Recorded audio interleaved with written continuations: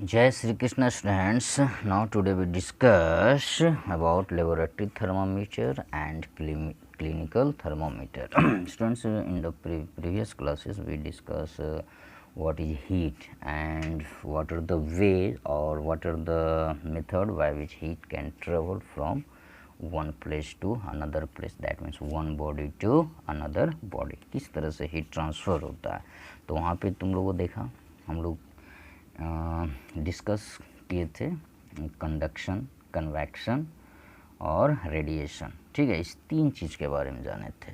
अब देखो हीट और टेम्परेचर की जहाँ बात आएगी तो वहाँ पे सबसे इम्पोर्टेंट और मोस्ट इम्पॉर्टेंट बात किसका है, थर्मोमीटर का है। ठीक है, देखो थर्मोमीटर स्टूडेंट्स देखो क्या होता है, तो देखो थर्मोमीटर क्या है, एक डिवाइस है। थर्मोमीटर क्या है, एक डिवाइस है used for measuring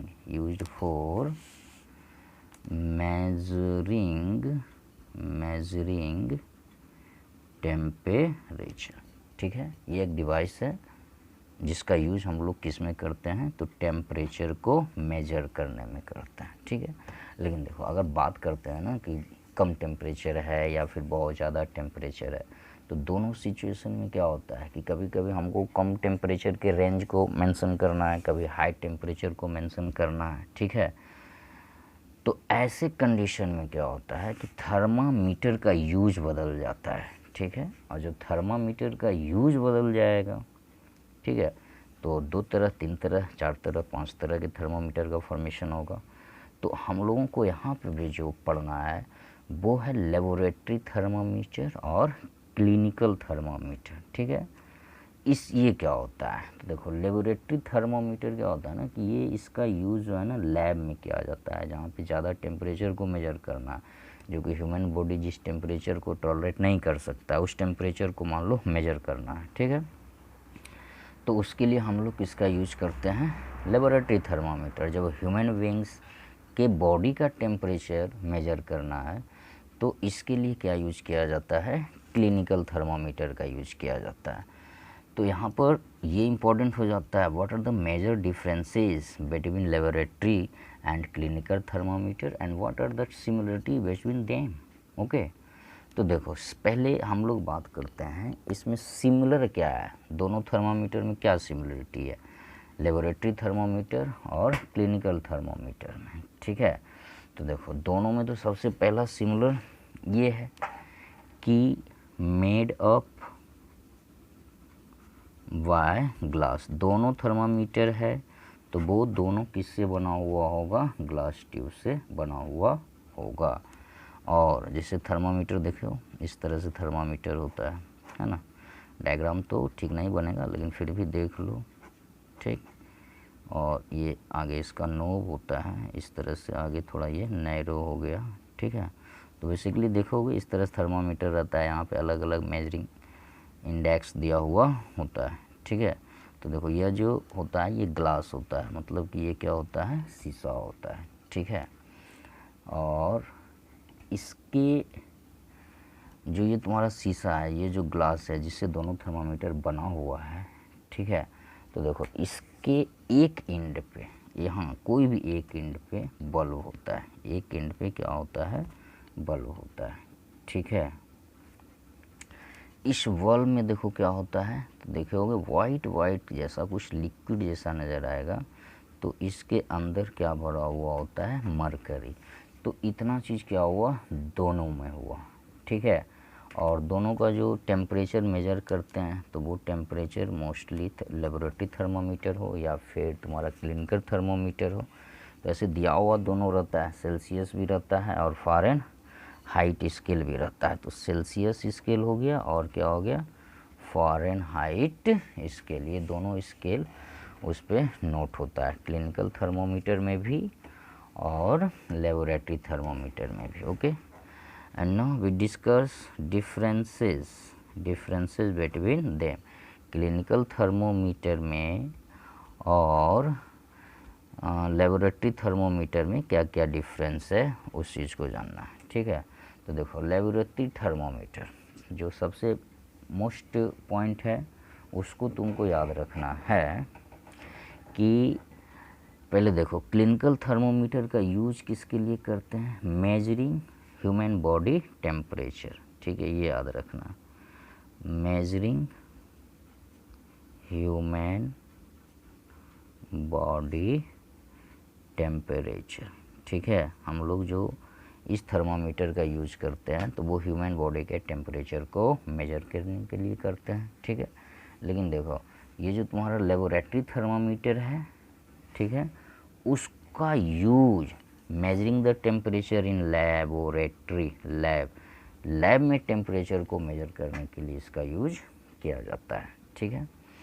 second point याद रखना है कि देखो लेबोरेटरी थर्मोमीटर और क्लिनिकल थर्मोमीटर में कहाँ से कहाँ तक के टेम्परेचर को तुम मेजर कर सकते हो, कितने डिस्टेंस के टेम्परेचर को तुम मेजर करोगे, ठीक है।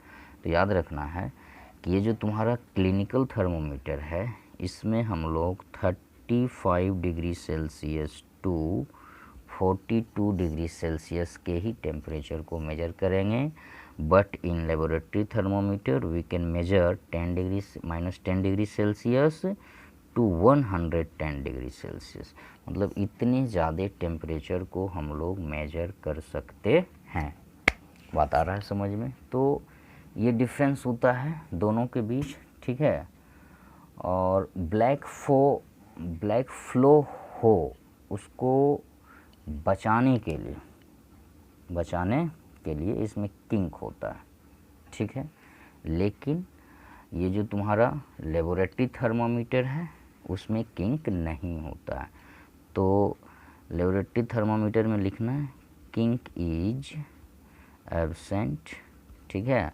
और क्लिनिकल थर्मामीटर में जो होता है वहाँ पे किंक होता है, ताकि उस लिक्विड का जो मरकरी है उसका बैक फ्लो नहीं हो, इसलिए ऐसा किया जाता है, ठीक है। तो ये दोनों के बीच एक डिफरेंस हो गया, सिमिलरिटी और डिसिमिलरिटी। तो इस बात को तुमको याद रखना है कि किस तरह से जो है दोनों के बीच डिफरेंस होता है और दोनों का फिर क्या क्या इम्पोर्टेंट है, ठीक है।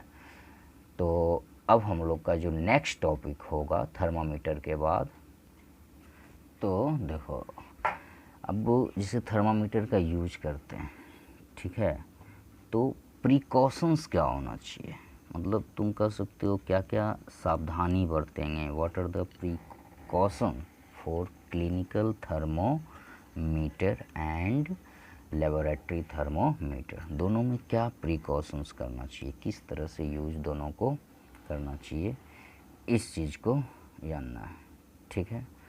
तो देखो सबसे इम्पोर्टेंट चीज़, अगर देखो क्लिनिकल थर्मोमीटर है तो clinical thermometer is only used for measuring human body temperature, only use for measuring human body temperature. Clinical thermometer का यूज केवल किसके लिए करना चाहिए, तो ह्यूमन बॉडी के टेम्परेचर को मेजर करने के लिए करना चाहिए, ठीक है। नेक्स्ट पॉइंट याद रखना है कि देखो ये जो तुम्हारा क्लिनिकल थर्मोमीटर है उसको कभी भी डायरेक्ट लाइट में नहीं रखना चाहिए, ठीक है। डायरेक्ट लाइट में या फिर वार्म प्लेस पे या फिर जहाँ सनलाइट जाता हो वैसे जगह पे नहीं रखना चाहिए, या फिर कोई फायर का सोर्स हो जिससे वहाँ पे बराबर आग जलता हो या इस तरह का कोई भी हो, तो क्लिनिकल थर्मोमीटर को वैसे प्लेस पे नहीं रखना चाहिए, ठीक है। तो इसको याद रखना है। अब देखो दोनों इसका, और अगर यूज का बात करते हो तो ये यूज हुआ। नेक्स्ट पॉइंट जो तुमको याद रखना है कि अगर एक बॉडी के टेम्परेचर को तुम मेजर किया फिर दूसरे बॉडी के टेम्परेचर को तुमको मेजर करना है, तो ऐसे कंडीशन में हमेशा रीडिंग पे ध्यान देना चाहिए, और रीडिंग जो है कहाँ होना चाहिए, ठीक है। तो जहाँ पे मेजर किया गया है अगर डिग्री सेल्सियस में है तो वो कहाँ होना चाहिए, 35 डिग्री सेल्सियस पे होना चाहिए। तो फिर इससे जैसे जैसे आगे बढ़ेगा तो ये पता चलेगा कि किसी भी ह्यूमन बॉडी में जो टेम्परेचर है बॉडी का वो क्या है, ठीक है। लेकिन देखो इसके साथ क्या है कि अगर तुम लेबोरेटरी थर्मामीटर का यूज कर रहे हो तो ओनली इन लैब, केवल लैब में यूज करना चाहिए। और इस दोनों के प्लेस के हिसाब से उसको भी स्टोर करना चाहिए। लेकिन मेन बात है यूज का। तो यूज करने वक्त हमेशा याद रखना है कि जब भी लेबोरेटरी थर्मोमीटर का ही यूज करते हैं तो वो क्या होना चाहिए, ठीक है, स्ट्रेट होना चाहिए, मतलब वो परपेंडिकुलर होना चाहिए, तो उसका यूज किया जाता है। लेकिन क्लिनिकल थर्मोमीटर के साथ वैसा कुछ भी नहीं है। तुम अपने आर्मपिट में भी रख करके यूज कर सकते हो, बॉडी टेम्परेचर मेजर कर सकते हो, टंग के नीचे रख करके तुम बॉडी टेम्परेचर मेजर कर सकते हो, ठीक है। तो ये सारा कंडीशन होता है, ठीक है। तो ये तो थर्मोमीटर की बात हो गई। अब देखो यहाँ पे बुक के आगे दिए होंगे कि 2 पॉइंट होगा, एक होगा सी ब्रिज और एक होगा तुम्हारा लैंड ब्रिज, ठीक है, कि सी ब्रिज क्या होता है और लैंड ब्रिज क्या होता है, ठीक है। तो ये 2 पॉइंट होगा। तो देखो होता क्या है, ठीक है। तो देखो इसके लिए इतना याद रखो, when cooler air from the sea rushes in toward the land to take its place, the warm air from the land move toward the sea to complete the cycle. The air from the sea is called sea breeze. बात आ रहा है कुछ समझ में? नहीं तो खैर ठीक है, तो परेशान नहीं होना है, ठीक है। देखो इस चीज़ को समझने का कोशिश करोगे, देखो 2-4 बातों को समझना है, ठीक है। जैसे देखो मान लो ये तुम्हारा अर्थ हो गया, या फिर अर्थ नहीं बोल सकते हो, ये हमारा लैंड सरफेस हो गया जहाँ पे हम लोग रहते हैं, और ये तुम्हारे यूनिवर्स में हो गया तुम्हारा सन, ठीक है। अब जैसे देखो सन से जब सनलाइट आएगा, ठीक है, तो सबसे पहले हम लोग माउंटेन की बात नहीं करते हैं, तो सबसे पहले क्या वार्म होता है, हीट सबसे पहले क्या होगा, तो सबसे पहले लैंड हीट होता है, ठीक है। उसके बाद लैंड के हीट होने के बाद ये धीरे धीरे हीट हो रहा है, उसके बाद ये तुम्हारा सी हो गया या फिर ओशियन हो गया, जो भी है सी है या फिर ओशियन है, तो वो वार्म होता है, ठीक है। तो पहले लैंड वार्म होगा और पहले सी या ओशियन वार्म होगा, ठीक। अब देखो होता क्या है, अगर हम लोग डे टाइम का बात करते हैं, दिन के समय का बात करते हैं, ठीक है, तो जैसे सन आया तो लैंड वार्म हो गया। जब लैंड वार्म हो गया तो इसके ऊपर जो एयर है वो भी तो वार्म होगा, बात आ रही है समझ में, वो भी वार्म होगा, 2 वजह से वार्म होगा। एयर तो मान लो ये सन का लाइट आ रहा है तो ये इन्वायरमेंट को वार्म करेगा, और दूसरा ये लैंड वार्म हुआ, ठीक है, तो ये हीट को इमिट्स करेगा ऊपर की ओर, हीट्स को इमिट्स करेगा ऊपर की ओर। जैसे तुम देखते हो समर सीजन में या फिर किसी भी सीजन में, मान लो काफ़ी धूप है और तुम्हारा जो फ्लोर है, तुम्हारे रूफ़ का जो फ्लोर है, मान लो छत जो है वो हीट हो जाता है, और छत में तुम हाथ को नहीं सटाना है, दूर ही रखना है, तो क्या देखते हो कि छत से लग रहा है ना आग फेंक रहा है, पूरा हीट फेंक रहा है कि नहीं, मतलब वो हीट क्या कर रहा है, इमिट्स करता है।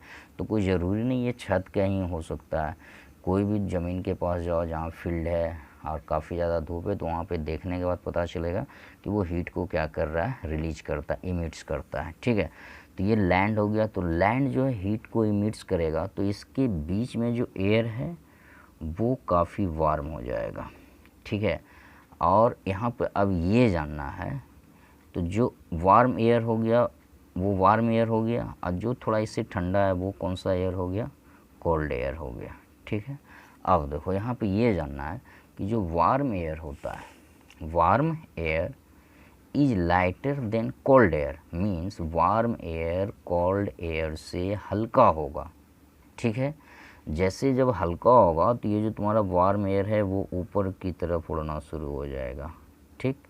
ये तो बाद में हीट हुआ, ये जो सी या फिर ओशियन का जो एरिया है ये बाद में हीट हुआ, तो इसका जो एयर होगा वो भी बाद में हीट होगा, मतलब इधर का एयर क्या है, कोल्ड है, और इधर का एयर क्या हो गया, वार्म हो गया, ठीक है। अब ऐसे कंडीशन में ये वार्म एयर ऊपर जाएगा तो यहाँ पे इम्पटी स्पेस हो जाएगा, है ना, ये खाली जगह हो जाएगा, ठीक।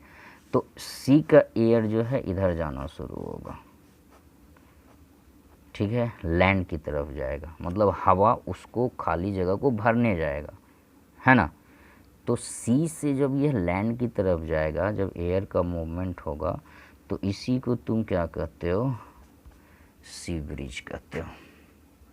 बात आ गई समझ में, ठीक है।